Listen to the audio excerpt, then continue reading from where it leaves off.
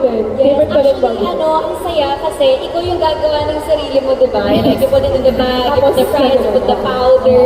So, parang gusto ko siya. Gusto ko yung experience na yun before you get to eat the actual fries. May activity, Yes. experience. Pinagpaguran bago makain.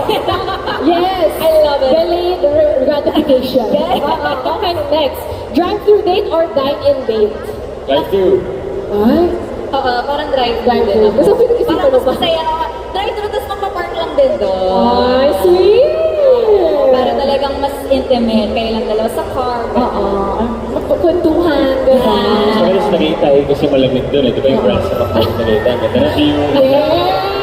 Doon sana. Ayan! Ako gusto ko yun. Okay, now you guys know. Yung ganun pala. Okay, love language. I'll order for you or share tayo. I'll order for you. Ah, talaga.